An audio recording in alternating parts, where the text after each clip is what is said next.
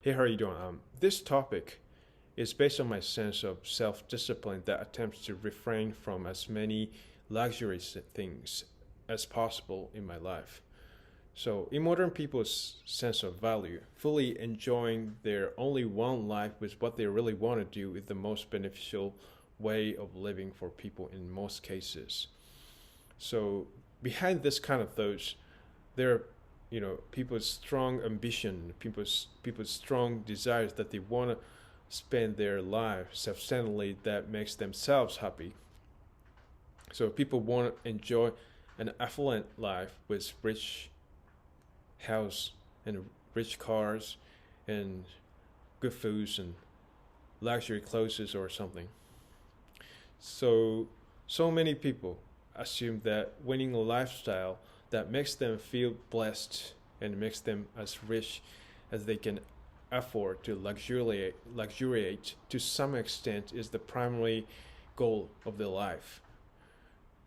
So of course the concept of luxury and necessity is very quite tough to distinguish and draw a line between them because both of them have correlation with individual lifestyle. So if your living standard rises, the degree of necessity that you feel towards something that is related to your life will change at the same time. So you should, if you become if you become rich, you should prefer a luxury, spacious apartment to a crummy, narrow apartment. And if you become rich, you should prefer organic foods to junk foods.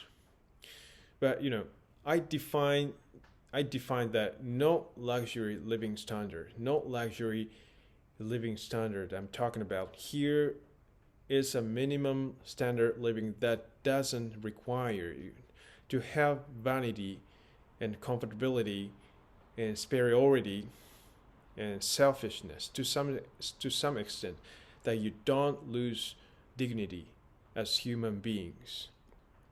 So pleasure and luxury that makes us happy is quite provisional in our life, whose experiences give us no lesson. So I think we must be really really tired of luxury things and pleasure, and this will not make our living enrich in a real sense. So satiety and pleasure and luxury cannot be a part of the goal of our life, essentially. Because human beings is an animal that gets to know the happiness through spiritual growth obtained by the number of life lessons. So I I think you don't dare to impose cramped self discipline to yourself and accept inflexible hardness proactively. But if you think that making effort to enjoy pleasure and luxury with self-centered ambition is important in your life, you haven't still reached deep consideration against the question about why you were born in this world. You know, because our happiness is essentially made by deep dedication to others. So if you think that happiness is equal to exercising the rights and privilege that you were already given in the current circumstance and enjoying pleasure and luxury and satiety as much as possible by insisting on your rights and privilege you have, I think you misunderstood. You you still misunderstand what happiness is. So happiness is not something to enjoy your pleasure and luxury self-centeredly, but I believe behavior of sharing material wealth gives us feeling tranquility and happiness in our mind. So at least if you are more blessed materially than other people around you, you should you should think that you are tested how you behave yourself with money.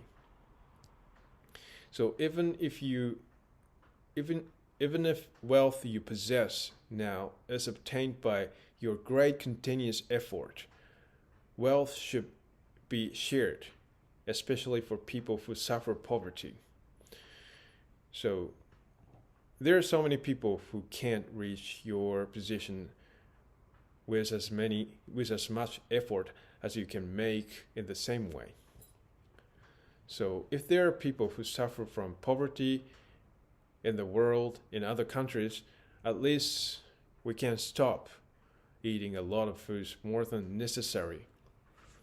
And if there are some people who suffer from disaster, we can donate even a little bit money to them.